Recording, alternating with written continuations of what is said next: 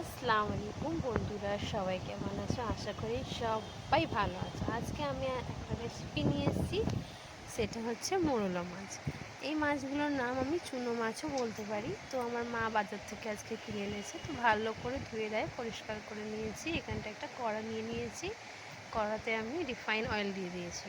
তো আপনারা যত চাইবেন সর্ষে তেলে রান্না করবেন, খুবই সুন্দর হবে। তো আমার অ্যাভেলেবেল ছিল না, সেই জন্য আমি রিফাইন অয়েল ইউজ করছি।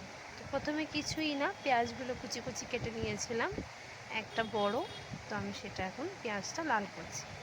আমার একটু পেঁয়াজটা বেশি লাল হয়ে যাবে, তো আপনারা একটু কম লাল করলেও কোনো আপত্তি নেই, বেশি লাল করলেও কোনো আপত্তি নেই। খেতে কিন্তু খুব টেস্টি হবে রান্নাটা। তো কিছুই না, ভালো করে পেঁয়াজটা লাল লাল হয়ে গেছে আমার। তো আমি এখানে একে একে মশলাগুলো দিয়ে দেবো। তো প্রথমেই আমি রসুন দেব, রসুন বাটা, যেটা আমি করে রেখেছিলাম আগে দিয়ে পেস্ট। দেখুন রসুন বাটা আমি দিয়ে দিলাম। ভালো করে আমি চামচ থেকে নড়াচড়া করে রসুন বাটাটা। তারপরে এখানটায় আমি দেব জিরে গুঁড়ো, যেটা আমরা মশলার সাথেও পেস্ট করতে পারি, সেটা আমরা আলাদা গুঁড়ো মশলাও দিতে পারি। এখানটায় আমি জিরে গুঁড়ো দিয়ে দিয়েছি। আর এখানটায় আমি দেব স্বাদ মতো হলুদ গুঁড়ো দিচ্ছি। তারপরে দেব লঙ্কার গুঁড়ো, দেব অল্প একটু। তারপরে আমি অল্প একটু জল দেব। তারপরে আমি এখানটায় নুন অ্যাড করে দেবো।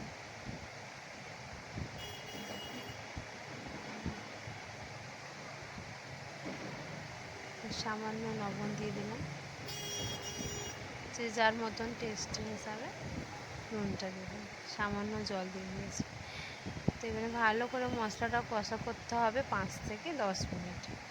আপনারা চাইলে 5 মিনিটও কষা করতে পারেন, 10 মিনিটও কষা করতে পারেন। তো আমার এখানটায় 5 থেকে 10 মিনিট কষানো হয়ে গিয়েছিলো, সেই জন্য আমি এখানটায় আলু আর পেঁয়াজটা উপর থেকে দিচ্ছি। দেখুন পেঁয়াজটা, কিছুটা পেঁয়াজ আমি রেখে দিয়েছিলাম, সেটা আমি পরে দেবো বলে। দেখুন আলু আর পেঁয়াজটা ভালোভাবে আমার মশলাতে মেলানো হচ্ছে সুন্দরভাবে।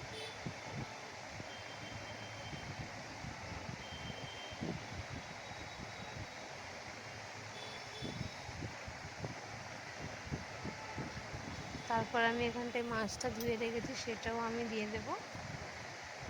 ভালোভাবে আলু আর পেঁয়াজটা মাখা মাখা হয়ে গিয়েছে মশলার সাথে। আমি যে মাছটা ধুয়ে রেখেছিলাম সেটা আমি একে একে দিয়ে দিলাম। ভালো করে পরিষ্কার করে ধুয়ে নিয়েছি। এবার মাছটা আমি আলুর সাথে মিশিয়ে নেব সুন্দরভাবে।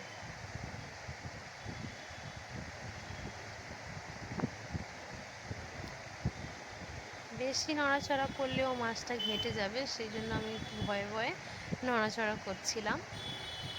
তারপর আমি এখানটায় পরিমাণ মতন জল দিয়ে দেব।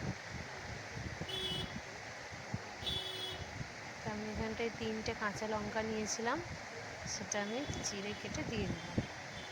কারণ এখানটায় অল্প একটু যে চামচে আমার লাগানো ছিল ঝোল, সেটা আমি ধুয়ে নিলাম ভালোভাবে। তো আমার এখানটায় মোরলা মাছে রেডি। তো এখানটায় আরও কিছু বাকি আছে, তো দেখুন আপনারা। তো আমি এখানটায় টমেটো দিতে ভুলে গিয়েছিলাম, পরে আমার মনে পড়ে যায়, এই জন্য আবার আমি টমেটো দিলাম। যেহেতু আমার আলুটা এখন গলিনি, সেই ভেবেই আমি টমেটোটা দিয়ে দিলাম। টমেটো দিয়ে আবার চামচ থেকে নড়াচড়া একটু করে তারপরে আবার একটু ঢাকা দিয়ে দিলাম।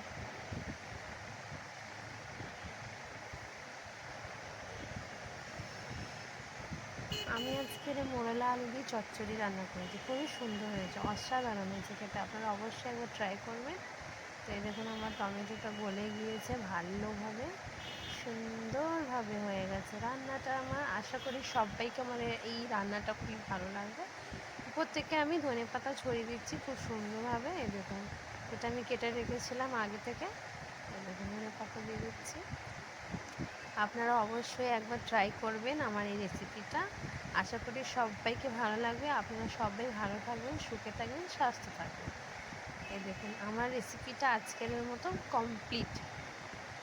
যারা যারা আমার রেসিপিকে লাইক করেন তাদেরকে অসংখ্য ধন্যবাদ জানাচ্ছি। আর শেষের দিকে আমি একটু দেশি ঘি দিয়ে দিলাম আমুলের। এই দেখুন খুবই সুন্দর একটা টেস্ট আসবে,